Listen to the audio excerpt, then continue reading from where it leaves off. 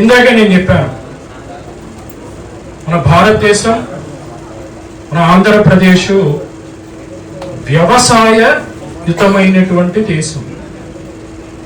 వ్యవసాయం ముఖ్య వృత్తి. దాదాపు 100లో 70% వ్యవసాయం, దానికి సంబంధించినటువంటి పనుల మీదే ఆధారపడి ఉంటారు. కాబట్టి వచ్చినటువంటి ఆలోచన ఏంటంటే, మన స్కూల్ వాళ్ళకి ఒక రైతుని మీకు పరిచయం చేస్తే బాగుంటుంది అనేటువంటి ఉద్దేశంతో మన బాపట్లో ఉండేటటువంటి ప్రముఖమైనటువంటి రైతుల్లో ఒక రైతు, కల్టివేటర్, అగ్రికల్చరలిస్ట్ అయినటువంటి శ్రీ పాలంకి వెంకటేశ్వర్లు గారిని సాదరంగా వేదిక మీదకు ఆహ్వానిస్తున్నాం.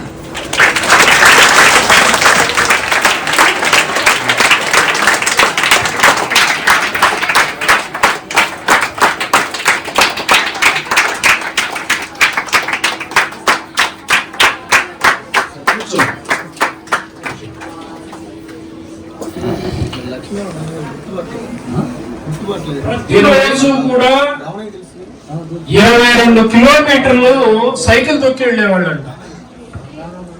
22 కిలోమీటర్లు. పొద్దున్నే 5 గంటలకి నిద్ర లేచి 22 కిలోమీటర్లు సైకిల్ తొక్కి వెళ్ళి పొలం పనులు చేసుకుని మళ్ళీ సాయంత్రం 6-7 గంటలకు మళ్ళీ సైకిల్ తొక్కుని మళ్ళీ ఇంటికి వచ్చి, ఆయనకి 4 ఆడపిల్లలు, ఒక మగపిల్లోడు, మొత్తం ఎంతమంది? 5. మరి 4కి కూడా చదువులు చెప్పించు. ఆయన రైతే, కానీ ఆయన ఏం చేశాడు? చదువులు చెప్పించారు. మంచి పెళ్లిళ్ళు చేసి చాలా కష్టపడి ఇవాళ మరి స్టేజ్కి రావటం అనేటువంటిది చాలా సంతోషించదగినటువంటి విషయం. మీ అందరూ కూడా ఒక్కసారి మీ యొక్క కరతాళ ధ్వనులతోటి స్వాగతం చెప్పండి.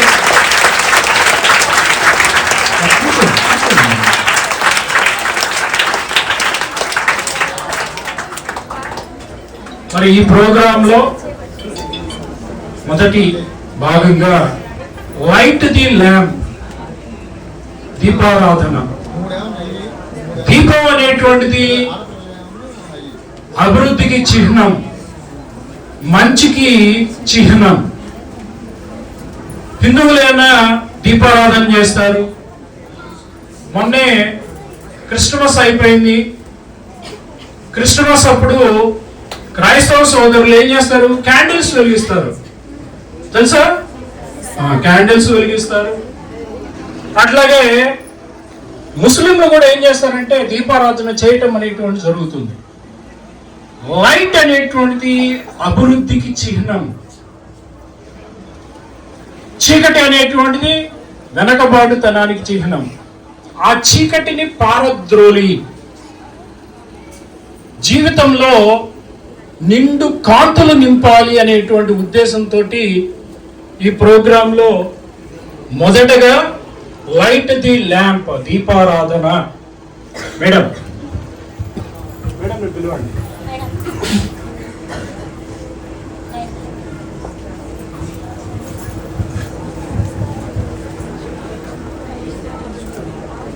సార్ అండి.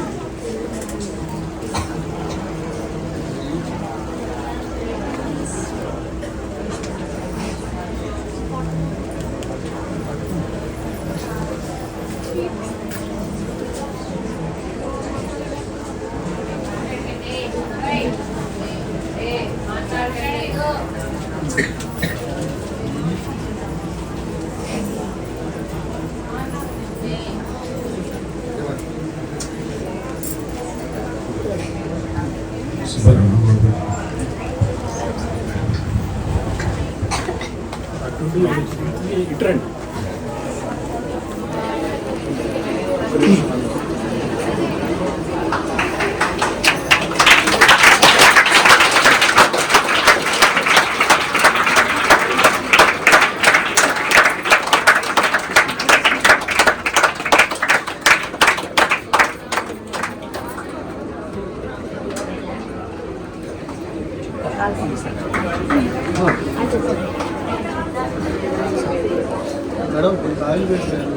చాలు చాలు సూపర్. మళ్ళీ ఎక్కువ పెద్ద మంటలు వస్తాయి. పెప్పరం పెట్టాను. చాలు చాలు. నుంచో అక్కడ నుంచో నుంచో. ఫోటో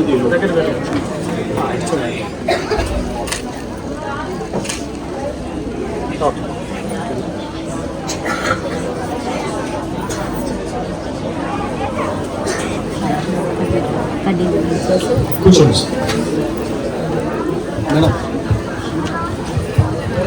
ఓకేనా? మాట్లాడద్దమ్మా ఎవరు, ఒక్క హాఫ్ అన్ అవర్ మాట్లాడకుండా ఉండండి. తర్వాత టైం అనేటువంటి చాలా తక్కువ ఉన్నది. వచ్చినటువంటి వాళ్ళు వాళ్ళ యొక్క ప్రసంగాన్ని కొనసాగిస్తారు. దేవుడు ముందు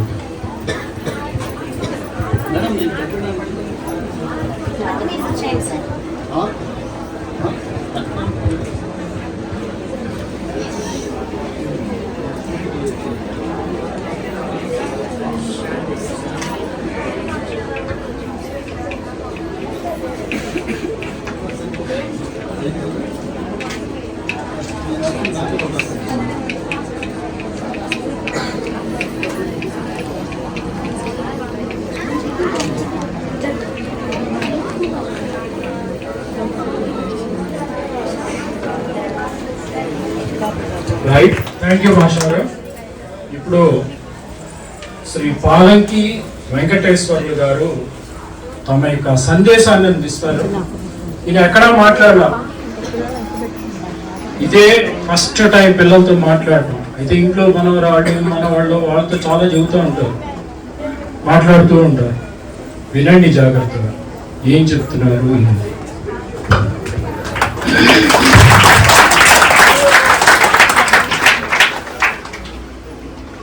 ఒకటో క్లాస్ కాడి నుంచి 10th క్లాస్ వరకే సంక్రాంతి శుభాకాంక్షలు.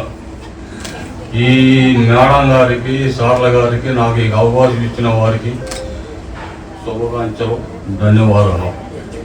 నేను ఎప్పుడు కూడా ఇట్టడి ఇట్ట మైకులో చెబుతూ నేను ఎప్పుడు ఇంతవరకు చెప్పలా. ఏదో సార్ గారు రాత్రి రమ్మంటే వచ్చా, ఏదో చూద్దాంలే పిల్లల్ని అని చెప్పి వచ్చా. నేను కొద్ది కుటుంబంలో నుంచి పెద్ద కుటుంబంలోకి వచ్చినోడిని. ఏదో కొద్ది కుటుంబం. నేను 1955లో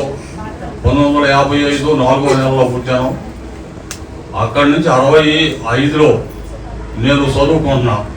65లో చదువుకుంటుంటే నేను 1వ క్లాస్ కాడి నుంచి 5వ క్లాస్ దాకా నరాజీవారిపాలెంలో స్కూల్లో చదివా. అక్కడి నుంచి స్కూల్లో చదివితే 2వ తరగతి పుస్తకం కొనుక్కోవాలంటే మా నాన్నగారిని అడిగితే డబ్బులు లేవు అన్నాడు. 30 పైసలు మా నాన్న డబ్బులు లేవు అన్నాడు. తర్వాత పంతులు గారు అన్నాడు, మీ నాన్న ఇవ్వకపోతే మానే నేను ఇస్తాను ఆ డబ్బులు అన్నాడు. సరే, మా ఊరు హెడ్ మాస్టర్ అని బ్యాములు ఆయన ఇచ్చాడు 30 పైసలు. ఆ 30 పైసలు పెట్టి 2వ తరగతి పుస్తకం తీసుకొని చదువుకొని, ఆ రోజుల్లో నేను 1వ క్లాస్ కాడి నుంచి 5వ క్లాస్ దాకా చదివితే ఎండాకాలం హెడ్ మాస్టర్ గారు నాకు ఒప్పందం చేసేవాడు. స్కూల్ మొత్తం నాకు ఒప్పందం చేస్తే నేను సాయంత్రం పూట ఉప్మా పెట్టి పాలు ఇచ్చేవాడు, పిండి పాలు. నేను ఈ పిల్లలందరికీ ఈ 5వ క్లాస్ వరకు నేనే మెయింటైన్ చేసేవాడిని, నేనే ఉప్మా పెట్టి పాలు ఇచ్చేవాడిని. అట్లా చదువుకుంటుంటే మా ఊరు హెడ్ మాస్టర్ గారు అన్నాడు, నువ్వు వెంకటేశ్వరులు నీకు చదువు బాగా వచ్చింది, నువ్వు చదువుకో, నీకు ఉద్యోగం ఇప్పించే బాధ్యత నాదే అన్నాడు. సరే, నేను ఎట్టాగే చదువుకుంటుంటే సాయంత్రం పూట టోచీని కూడా వెళ్తున్నా. నాడా పొంగళి గారు కొడుకొని వాసు మాస్టర్ అని ఆయన దగ్గరికి 6ంటికి టోచీనికి వెళ్ళేవాడిని. 8 దాకా ఉండేవాడిని. మా ఊరు వాళ్ళందరూ నా వయసు వాళ్ళందరూ అక్కడికి వెళ్ళేవాళ్ళం. అక్కడికి వెళ్ళి 8 దాకా చదువుకుంటే ఆయన చూస్తేనే అక్కడ చదువు వచ్చినట్టే ఉండేది. అంత పుల్లుపారుగా మాట్లాడేవాడు. ఈ కొడతంలో మనకి అట్టెట్ట కాదు, ఊరికి నాన్న చెయ్యి ఇట్ట తిప్పనేవాడు. ఎట్టగా నాన్న ఎట్టు తిప్పు నాన్న చెయ్యనేవాడు. ఏడ పెట్టి కొట్టేవాడు. ఏడ కొట్టు పెడితే అబ్బా అంటే మరి పో తప్పేసేవాడు. అబ్బానే పని లేదు, అమ్మానే పని లేదు. ఆ దెబ్బ కొట్టించుకోవడం, కూర్చోవడం, అట్టా చదువుకునేవాడిని. చదువుకుంటే మా నాన్న, అయ్యా ఇక చదువద్దు మనకి, వాళ్ళ కింద జీతానికి చేసేది ఏంటి, మనకు ఊళ్ళంత పొలం ఉంది, 20 ఎకరం పొలం ఉంది, మనం జీతానికి వెళ్ళేది ఏందిరా అని మా నాన్న, నేను పనిలోకి వెళ్తే నా అనుకుంటూ ఇంకో మనిషిని పంపించేవాడు. అన్న నేను తాతయ్య తీసుకురమ్మన్నాడు అని చెప్పి నేను వచ్చేసేవాడు. వచ్చేస్తే నాకు కళ్ళమ్మడు నీళ్ళు వచ్చి, నాకు లెక్కల్లో కూడా 100కు 100 వచ్చి 6 రోజుల్లోనే లెక్కల్లో నేను అంత పసుపు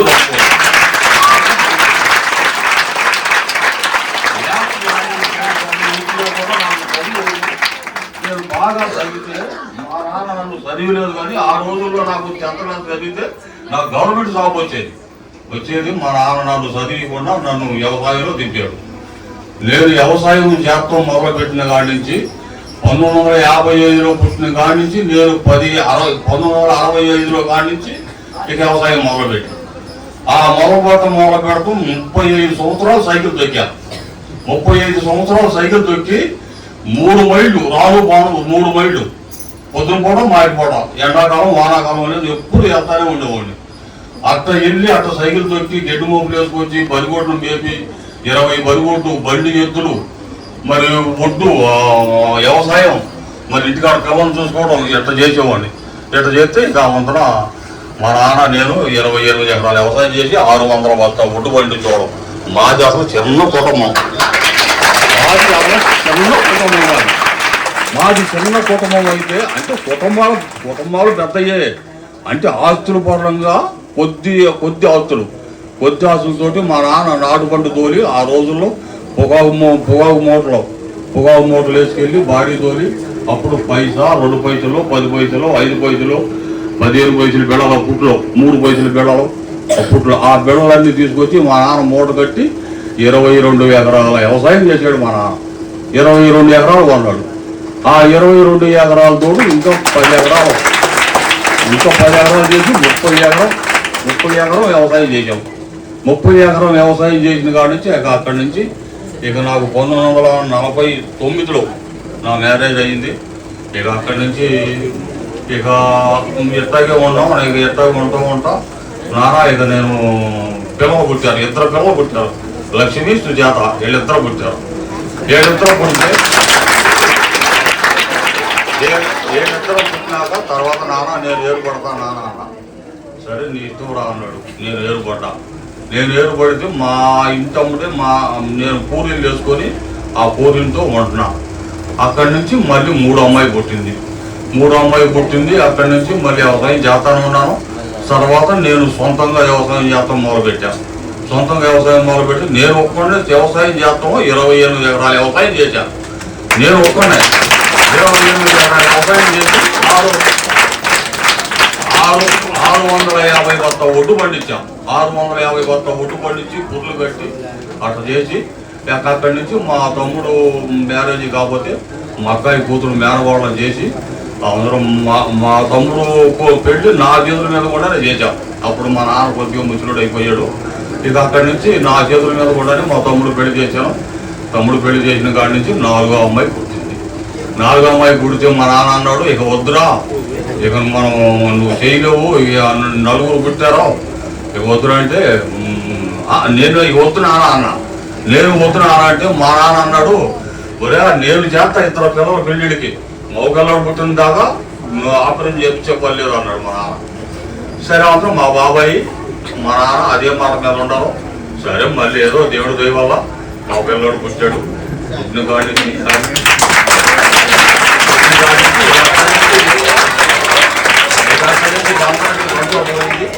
ఆ రేత్రి మగపిల్లడు పుట్టిన కాడి నుంచి ఆ వంతున ఆ రేత్రే 2,000 రూపాయలు ఖర్చు పెట్టా అందరికీ, మా బావాడు అందరికీ. అది ఒక సంతోషం మీద 2,000 రూపాయలు ఖర్చు పెట్టాను. 2,000 రూపాయలు ఖర్చు పెట్టి గుర్తుగా అయిపోయింది. వ్యవసాయం చేశారు. ఆ రోజుల్లో పంటలు పండేది కాదు. ఆ రోజుల్లో పంటలు పండుతుంది మొత్తంగా గుట్టెక్కులు, ఆటగడ్డ ఈ బండితే ఎకరానికి ఎన్ని ఏదుము, పొందుము, సలక, పుట్టు అంటే 11, ఏదు అంటే 8, సలక అంటే 2. అట్ట పండితే ఆ బండిని ఒట్టు ఒక్క బత్తా పట్టించుకొని విల్లుకాడికి వేసుకెళ్ళి ఆ ఒడ్డు మరో పట్టించుకొని ఇంటికి తీసుకొచ్చి దేవుడు సంక్రాంతి పండుగ అంటే మన పండుగ అన్నింటిలో కల్లా మన హిందూ పండగ, పెద్ద పండగ. సంక్రాంతి పండుగ అంటే మన పండుగ అన్నింటిలో కల్లా పెద్ద పండుగ. ఆ సంక్రాంతి పండుగ ఆ కొత్త ఒడ్డు మరో పట్టించుకొని పాలు పొంగిచ్చి కొత్త బియ్యం పలారం చేసి అందరికీ పెట్టేవాడు. అట్లాంటిది ఇప్పుడు ఆ పంటలో లేవు, ఆ దేవుడు పెడతామో లేదు, ఇప్పుడు ఏమి లేవు, అంత కంప్యూటర్ వ్యవహారం అయిపోయింది. సరే ఆ రోజుల్లో బాగా పండితేనేమో బాగా వాములేసి బాగా సంక్రాంతి పండుగ వచ్చేవాళ్ళకి బాగా కొత్త కోట్లు వేసుకుని బాగా చేసేవాళ్ళం. ఇక ఏమో సలక పందుమని అనుకో మనవాడు తీసుకుని ఇంట్లో పోరుకునేవాళ్ళు. ఏంటి చూస్తారో గనక ఇంకా సంక్రాంతి పండుగ ఏం చేస్తారో వీళ్ళకి తినడానికే చాలా ఇంక పండుగ గొడ్లకి ఏడ తెస్తారు. అందుకని బాగా ఇంక ఎవడో ఒక మహారాజు ఏం చేశాడు, ఎక్కడి నుంచో 72 ఇత్తనం తీసుకొచ్చి ఆ ఇత్తనం తీసుకొచ్చి మన జిల్లాలో పెట్టాడు, మన ఆంధ్రాలో ఇచ్చాడు. మన ఆంధ్రాలో ఇస్తే ఆ ఇత్తనం వేసిన కాడి నుంచి ప్రతి పండింది, ప్రతి పుర్రులు కట్టారు, ప్రతి వాములు వేసారు, ప్రతి జనాభు ప్రతి తినడానికి కానీ వెనకేసుకుంటానికి కానీ బాగా 15-20 సంవత్సరాలు బాగా పండినాయి పొలం. 30-35 కాడి కానీ బాగా పండినాయి. ఇక అక్కడి నుంచి పిల్లలను చదివించుకోవడం బాగా చేసుకోవడం ఇది చేసుకుంటాం. నేను వ్యవసాయం చేస్తుంటే నాకు పొద్దున పూట పొలం వెళ్తే నాకు అన్నం తెచ్చేవాళ్ళు లేదు. అన్నం తెచ్చేవాళ్ళు లేకపోతే ఆడపిల్లలు, మా పిల్లవాడు చిన్నోడు. నేను 6 నెలలు 4 ఇడ్లీతోటి నేను 6 నెలలు వ్యవసాయం చేశాను. 6 నెలలు 4 ఇడ్లీతోటి మొత్తం 6 నెలలు వ్యవసాయం చేశాను. 6 నెలలు వ్యవసాయం చేసి నేను రేత్రి 10ంటికి వచ్చేవాడిని. రేత్రి 10ంటికి వచ్చి మళ్ళీ ఇంటికి వచ్చి అందరూ ఆడపిల్లలు అందరూ కొనుక్కుంటే నేను లేవ కొట్టుకొని కంచంలో అన్నం పెట్టుకొని ఆ అన్నం మరింత అన్నం పెట్టుకొని కూర వేసుకొని కలిపి 4 పిల్లలకి ఒళ్ళో కూర్చోబెట్టుకొని అన్నం కలిపి పెట్టి వాళ్ళ మంచినీళ్ళు తాపి మళ్ళీ కొనుక్కోబెట్టేవాడిని. అప్పుడు నేను తినేవాడిని. రేత్రి 10ంటికి వచ్చిన నేను లేచి కలిపి రోడ్లో పెడితే వద్దనే మాట ఒక్క మాట అనేవాడు కాదు. పిల్లలు అందరూ తినేవాళ్ళే. అట్ట తిని అట్ట చేసుకొచ్చి నేను ఇంత వ్యవసాయం చేసినా కూడా సాయంత్రం పొడిచి అమ్మ నువ్వు ఏం చదువుకున్నావు, ఏంది ఇవాళ ఏమి రాసావు, ఇవన్నీ మార్కులు బాగా వచ్చినాయని అన్ని అడిగేవాడిని. ఎందుకంటే నేను 5వ క్లాస్ వరకు చదివా. ఆ రోజుల్లో 5 చదివిన ఒకటే, మీరు ఈ రోజుల్లో 10th క్లాస్ చదివిన ఒకటే. ఆ రోజుల్లో 5వ క్లాస్ వరకు చదివా. 5వ క్లాస్ అయితే మా పిల్లలు ఇప్పుడు కూడా నాకు చెప్పలేరు లెక్కలు. ఏ లెక్కలైనా ఏదైనా కూడా నాకు చెప్పలేదు. అమ్మా నేను 3 పొలాలు పట్టించానమ్మా, 150 బత్తాలు కొట్టేశాను, మొత్త 1500 కాడికి ఎంత వస్తాయో చెప్పన్నా. చెందు తీసుకొని కాగితం తీసుకొని అరగంట సేపు అట్టగా కూర్చోండి. ఏందమ్మా ఏమి చదువుతున్నావా లేదా ఇంటి కూర్చున్నావా, 120 బత్తాలకి బత్త 1500 లెక్కన ఎంత వస్తాయండి, చెందు కాగితం మొదలు పెట్టి కూర్చున్నావు ఎంత వస్తాయండి అమ్మా, 100 బత్తాలకి ఎంత అవుతాయి, 20 బత్తాలకి ఎంత వస్తాయి చెప్పమంటే నోరు ఎలిగిలేసింది. ఏదో పిచ్చి పిచ్చి లెక్కలు ఎత్తలేనమ్మా. 100 బత్తాలకి 1,50,000, 20 బత్తాలు 30,000, 1,50,000 వస్తాయమ్మా. మరి ఆ రోజుల్లో మా చదువుకి మీ చదువుకి అంత తేడా ఉంది. మరి అదేనమ్మా మీ చదువు అంటే ఏం చదువు అమ్మా, ఏదమ్మా చదువు అనేది భయం ఉండాలి గుండెల్లో. ఒకళ్ళు భయపడాల్సిన అవసరం లేదు, ఒకళ్ళు దడవాల్సిన అవసరం లేదు. మనకు గుండె ధైర్యం ఉండాలి, భయం అనేది ఉండాలి. భయం లేకుండా గుండె ధైర్యం లేకపోతే మనం ఎవరు కూడా సార్లు కానీ మేళంగా కానీ ఎవరు ఏం చేయలేరు. మనకనేది ఒక గుండె అనేది ధైర్యం ఉండాలి, ఒక భయం అనేది ఉండాలి. భయం అంటే ఇంటికాడ తల్లిదండ్రి, ఆ తల్లిదండ్రి భయం అనేది ఉంటే చదువు ఎప్పటికైనా వచ్చింది. తల్లిదండ్రిని ఎప్పుడైతే విడిపిస్తారో వాళ్ళు అనామతులు అవుతారు. దానికి కూడా నేను చెబుతున్నా, అనామతులు అంటే సన్నాసి సతి సంసారి దుఃఖి అన్నారు. సన్నాసి సతి సంసారి అప్పుడు ఏంటి అప్పుడు ఒక అడుక్కునేవాడు 10 ఏళ్ళకి వచ్చి అడుక్కుంటా ఎవడో సార్ గారి ఇంటికి వెళ్ళాడు. అయ్యా ఈ అడుక్కునేవాడు ఉన్నాడు. ఆ సార్ గారు పంచలో కూర్చొని ఆ టిఫిన్ ఆ పొద్దు మూట తీసి తింటుంటే 4 కూరలు పెట్టి అబ్బా ఈయనేమన్నా సార్ గారు ఏముంది బజార్కి వెళ్ళి వచ్చాడు, పొలం వెళ్ళి వచ్చాడు, ఎప్పుడో రేత్రి 10ంటికి వచ్చాడు. ఆ 10ంటికి సార్ గారి ఇంటికే వచ్చాడు. ఆ సార్ గారి ఇంటికి వచ్చి పంచలో కూర్చొని ఆ టిఫిన్ మీద మూత తెస్తుంటే ఈ సారు ఆ బరిగొడ్డు నీళ్ళు పెట్టి, ఈ ఎద్దులకి నీళ్ళు పెట్టి, ఆ కొట్టంలో మేత వేసి, ఈ కొట్టంలో మేత వేసి వాన గుర్తుంది, చలి ఒలుగు పడుతుంది. ఈ సారం ఏం చెప్తా ఇక అట్టాగే వారిని ఏమో మన పనే రైట్రా. 4 కూరలతోటి కడుపునేడా తిన్నాము. ఆయన దూర ఎంత ఉంటే మనకి ఎందుకురా, ఆ బుర్రలో ఆ గడ్డి ఆ బుర్రలో ఎందుకురా, ఆయనకి ఎంత ఉంటే ఏం కొవ్వు ఏమంటారా. మనం కమ్మలో 4 ఏళ్ళతోటి 4 కూరలు ఎత్తేసి కమ్మలో తిన్నాము అనే మాట అనుకున్నాడు. ఈయనేం చేశాడు, కమ్మగా చేసిన జోకు చేశాడు. కావుడు ఉడికిన తోటి అప్పుడు పొలాలు పెట్టి కాస్తాం. ఈ గ్యాసులు ఈ ఈతలు పౌడర్లు లేవు, అప్పుడు పొయ్యి మీద కాస్తనే. ఆ పొయ్యి మీద కాసి నీళ్ళు కాగు నీళ్ళు పోసుకున్నాడు. కమ్మగా సబ్బులు పెట్టుకున్నాడు. వచ్చాడు, బట్టలు వేసుకున్నాడు, కమ్ము ఫ్యాన్ వేసుకున్నాడు, అన్నం తిన్నాడు, డబల్ కాటు మేము. ఈ ఈడేమన్నాడు, సన్నాసి సత్తి సోమవారి దుకాణంగా ఎడుకునేవాడు అన్నాడు. 4 కూరలతో తిన్నాను అన్నాడుగా. ఈ పొచ్చల పోపుడు తాములు పోసుకునే సరిపోతున్నాడు. మరి ఎవరి పైన రైటు, ఎవరి పైన ఇది సంసారి సత్తి సన్నాసి దుకాణం ఏంది? మరి ఏదైనా చేసిన జోగు చేసిన డబ్బులోనే ఇదిగా. డబ్బు లేనివాడు ఏముంది, 4 కూరలతో తిన్నాడు. వాడు ఏదో అనుకున్నాడు. అప్పుడు ఈయన చూసి కిటికీలు కొండి చూస్తున్నాడు. కిటికీలు కొండి చూస్తున్నాడు. సార్ ఏం చేశాడు, కమ్మ తుప్పలు కొట్టుకొని కమ్మ పోసుకున్నాడు. వీడు దోమలో చేస్తున్నాడు. అది సంసారి సత్య అంటే, సంసారి ఎందుకంటే అది అత్త తల్లిదండ్రి గురువు దైవం. అంటే తల్లిదండ్రిని ఎప్పుడైతే ఇచ్చేస్తారో అప్పుడు వాళ్ళు చక్కగా చదువు వచ్చి చక్కగా ఇచ్చొచ్చి చక్కగా ఇదవుతారు. తల్లిదండ్రిని ఎప్పుడైతే పుస్తకాలంగా మాట్లాడి ఎప్పుడైతే ఇచ్చేస్తారో అప్పుడు వాళ్ళకి ఇక అవస్థ కాదు. ఎప్పుడైనా తల్లిదండ్రి మనకిచ్చి నేర్పే సారా. ఇలా ముగ్గురిని ఎప్పుడైతే వాళ్ళు మంచి కోరుకుంటారో వాళ్ళకి ఏదైనా కూడా అక్కడ మంచి కోరింది, అక్కడ మంచి ఇదైంది. ఎప్పుడైతే ఈ అందుతో ఈ దేశం ఇప్పటికే మన తెలుగు భాష అనేది ఇప్పటికే పోయింది. తెలుగు భాష అనేది ఎన్నామో తెల్లవారు లేచి ఆవు పేడకు వచ్చేవాడు. మేము లేకపోతే మా గొడవలో వచ్చి ఆవు పేడ ఎత్తుకెళ్ళేవాడు. ప్రతి ఇంటి ముంగల గొగ్గొమ్మలు పెట్టి దాని మీద పూలు కూర్చోవాడు. ఇప్పుడు గొగ్గొమ్మలు పెట్టడం లేదు, ముగ్గులు వేస్తాం లేదు, ఏమి లేదు, అంతా మారిపోయింది. కాలం మారింది అంటారు కానీ కాలం మారలా. సోమవారం మంగళవారం వల్ల, మంగళవారం బుధవారం వల్ల రెండు ఒకటే. కాదు మనుషులు బుద్ధులు మారింది, మనుషులు కూడా ఒకటే. ఎంతయ్యా గొప్పయ్యా ఎవయ్యా అనేది మనుషులు కూడా ఒకటే. కాబట్టి ఏంటంటే మనుషులు బుద్ధులు మారి ఉండకొందుకే మన తెలుగు భాషనే మర్చిపోయి తెలుగు భాషని ఇచ్చేది ఇది లేకుండా చేస్తున్నారు. మా ఆంధ్రప్రదేశ్లో అసలు ఫస్ట్ ఏంటంటే మన తెలంగాణ మన ఆంధ్ర రెండు కలిసి ఉన్నప్పుడు మన దేశాలు బాగున్నాయి. రెండు కలిసి ఉమ్మడి మీద ఉన్నప్పుడు బాగున్నాయి.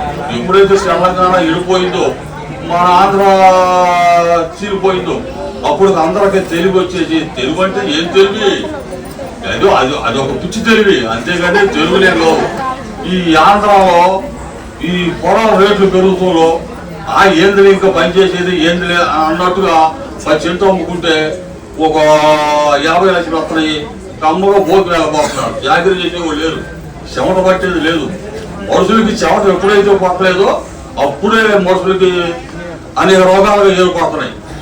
అందుతో 80 రోజుల్లో మిరియాల చారు పెట్టుకొని భోజనం చేసేవాడు. ఇప్పుడు సాంబారు తాగుతున్నారు.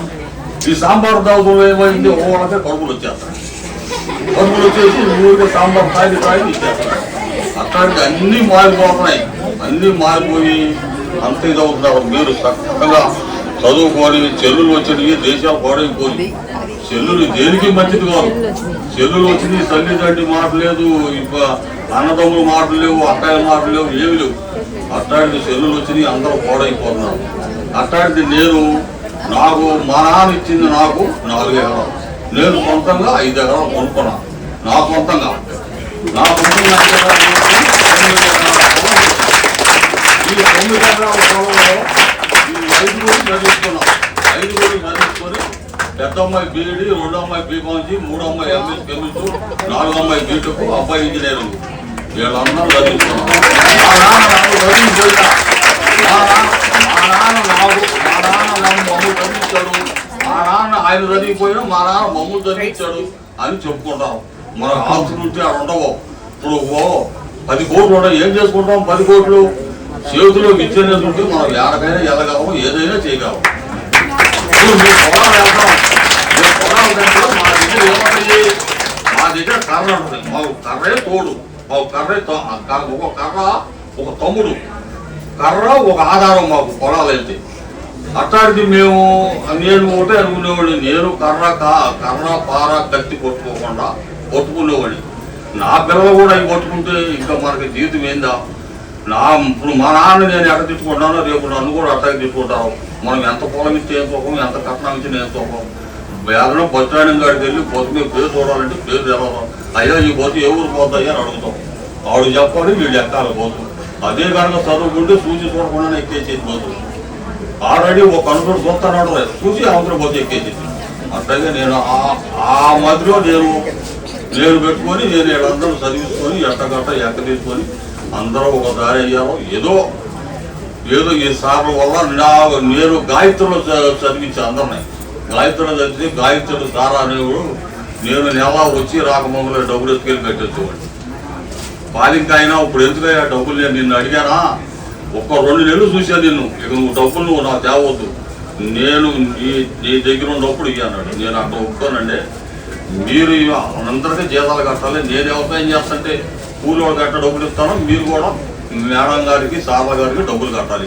అట్టేటప్పుడు నన్ను ఎప్పుడూ ఇవ్వమంటావు ఏంది, అట్టేం అలగదు, నా డబ్బులు ప్రతి నెల ఎప్పుడైనా కట్టేస్తాను అని చెప్పి నేను ఎత్తుకెళ్ళి కట్టాను. అట్లాంటి అందరిని చదివించాను. ఏదో ఒక దారి అయ్యాను. పిల్లవాడు కూడా ఒక దారి అయ్యారు. మా వాళ్ళ గవర్నమెంట్ డాక్టర్, పిల్లవాడు ఇంజనీర్లు చదివి ఎక్కువ ఆడే పచ్చిపోళ్ళు 5 అది తీసుకొని ఆడే ఉన్నారు. ఎక్కడో ఇదైంది. మీరు మటుకి సక్రంగా చదివి సక్రంగా చేసుకొని జాగ్రత్తగా తల్లిదండ్రి మాట ఇది. ఇప్పుడు ఎవడికి ఇప్పుడు మనం తప్పు చేస్తే కూడా తడవాలి. మనము మన దగ్గర ఏ పార్టీ లేకుంటే మనం భయపడాల్సినంత అవసరం లేదు. ఎందుకు భయపడాలి? నీ సొమ్ము నేను తింటున్నానా, నా సొమ్ము తింటున్నావా? ఒకడు భయపడాల్సిన అవసరం ఏంటి? గుండెకాయ అనేది ఉంటే భయపడకుండా ఉంటే ఎక్కడికైనా వెళ్ళవచ్చు, ఏదైనా చేయొచ్చు, ఎవరితోనైనా మాట్లాడవచ్చు. అట్లాంటిది ఈ 2 ఉంటే మనిషి ఎప్పటికీ చెడ్డం. వామ్మో వాయు అని అంటే అది మనం ఆడకి వెళ్ళలేము, మనం అది చేయలేము. ఎప్పుడు కూడా వామ్మ అనే మాట రాకూడదు మనిషికి. అదేం చేసిద్ది? ఇప్పుడు మీరు చక్కగా చదువుకుంటారు, తల్లిదండ్రులు ఇంట్లో మాట్లాడగాను అమ్మో పిల్లవాడు చదివికూడదు, పిల్లవాడు బాగా చదువుకుంటున్నాడు అని తండ్రి అంటాడు. అమ్మ పిల్లలు బాగా చదువుకుంటుందా, పిల్లలు చదివి బాగా అని భర్త భార్య చెబుతాడు. అట్లాగే తల్లిదండ్రికి కూడా మీరు చక్కగా చదువుకుంటే ఆడ కూడా తడవాల్సిన అవసరం లేదు. మీరు చదువుకోలేదు అనుకో, ఇక ఆలెత్తం వచ్చినట్టు. ఇక ఇప్పుడు మీరు తల్లిదండ్రులు ఏం చెప్పుకుంటారో, నా కూతురు చక్కగా చదువుకోవాలని ఎవడికో ఎడకనో ప్రయాణం వెళ్ళి వస్తుంటే అమ్మ కూతురు ఏం చదువుకున్నా అంటే ఆ అమ్మాయి మీ తల్లి చెప్పుకుంటారని గొప్పకుంటుంది. తండ్రి కూడా కొడుకు బాగా చదువుకుంటాడని తండ్రి కూడా చెప్పుకుంటాడు గొప్పగా. అందుకని తల్లిదండ్రికి అంత అవకాశం మీరు ఇవ్వకూడదు. మీరు ఇవ్వకుండానే మీరు చదువుకోవాలి. 10th క్లాసు బాగా చదివితే ఇప్పుడు ఒకడు ఏం చేస్తాడు, 10th మార్కులు వస్తాయి, ఇంటర్లో మార్కులు వస్తాయి, ఎంసెట్లో ర్యాంక్ వచ్చింది. 10th ఇంటర్లో మార్కులు పోతాయి, ఎంసెట్లో ర్యాంక్ వచ్చింది. మరి అది ఆడి దిశ, అది భగవంతుడు ఆయనకి ఇచ్చిన వరం అది. మరి ఒకడు ఏం చేస్తాడు, 10th 100 పొంది వచ్చి ఇంటర్లో 2 సబ్జెక్టులు బాగా వస్తే ఎంసెట్ ర్యాంకులో రాదు. అప్పుడు అదేమనుకుంటారు? అట్లాగే ఏదైనా సరే చదువుకుంటే మీరు మీ కాళ్ళ మీద మీరు నిలబడతారు, మీరు సక్రంగా చేసుకుంటారు. మీరు ఒకడికి ఇచ్చేయాల్సిన అవసరం లేదు. మీరు తల్లిదండ్రి మాటిది సార్లు చెప్పినట్టు ఇంతకు వచ్చి సార్ కూర్చోబెట్టే సార్ చెప్పిందాక మీరు నోరు కదిపీయకూడదు. మీ అందరూ చెప్పుకోవాలి, మనందరం కూర్చున్నాక నోరు కదిపీయకూడదు అని సార్ చెప్పిందా ఉండకూడదు. మీ అందరూ మీరు కూర్చున్నాకే మీరు ఆపేయాలి గోవా. సార్ వచ్చి ఎట్లా ఇచ్చాడు, నోరు మీయమని చెప్పాడు. అంత అవకాశం సార్కి ఇవ్వకూడదు. మీరు చదువుతున్నారు కాబట్టి అంత అవకాశం సార్కి ఇవ్వకూడదు. అందుకని నాకు ఈ అవకాశం ఇచ్చిన సార్ గారికి, మేడం గారికి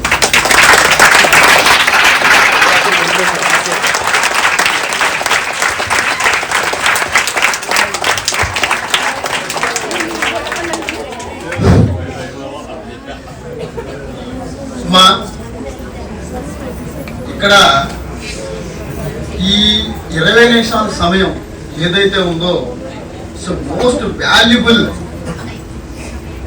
అని చెప్పుకోవాలి. అన్నిటినీ స్పృశించారు. ఆయన అనుభవం అన్నిటినీ స్పృశించడం జరిగింది. పితృదేవోవ మాతృదేవోవ అని చెప్పి చెప్పకుండానే చక్కగా చెప్పారు. చూసారా, తల్లిదండ్రులు దైవంతో సమానమని. మరి ఎందుకు చెప్పారు ఆ మాటని? తల్లిదండ్రులు చెప్పినటువంటి మాట ఏదైతే ఉందో అది తూచా తప్పకుండా ఎవరైతే పాటిస్తారో వాళ్ళ స్థితి స్థాయి రెండు మారుతాయని చెప్పారు. తర్వాత మనిషికి తోడేంటి? నేను వ్యవసాయదారుడి, నాకు కర్ర, పార, పొలుగు ఈ మూడు నాకు ఆయుధాలు, నేను స్వతంత్రంగా ఉండటానికి. మరి మీకు ఆయుధం ఏంటి? విద్య. ఎప్పుడైతే అది ఉంటుందో మీరు ధైర్యంగా ఉంటారని చెప్పి చెప్పగానే చెప్పారు. ఇందాక ఇంకోటి కూడా చెప్పారు, భోగం ఎలా ఉంటుంది, చదువుకుంటే ఎలా ఉంటుంది, చదువు లేకపోతే ఎలా ఉంటుందో. అంటే దాదాపుగా తన అనుభవాన్ని మొత్తాన్ని మీకు చక్కగా చేరవేసినట్లే. తర్వాత ఇంకో గొప్ప విషయం ఏంటంటే ఆయనకి పిల్లల్ని చదివించే పట్ల అవగాహన ఉంది. 10వ తరగతి, ఇంటర్మీడియట్, దాని తర్వాత ఇంటర్మీడియట్లో మంచి మార్కులు వచ్చి సీట్ రాకపోవటం ఇవన్నీ కూడా తెలిసాయి. ఆయన కూడా చక్కగా చెప్పారు. 4వ క్లాస్ చదివితేనే అంత అనుభవం ఉంటే అప్పట్లో చదివిన వాళ్ళకి ఎంత అనుభవం ఉంటుంది, మీ తల్లిదండ్రులకి ఎంత ఉంటుంది. మరి వాళ్ళు చెప్పేటువంటి మాట మీరు చక్కగా విని మీరందరూ మంచి స్థితిలో ఉండాలని మీకు మంచి శుభాశిస్సులు ఇచ్చినటువంటి ఆయనకు మళ్ళీ ఒక్కసారి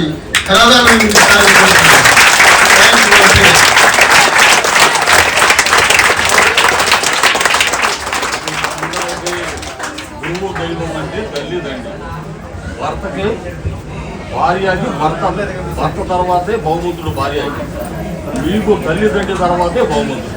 అది కూడా గుర్తుపెట్టుకోండి. అన్నారుగా.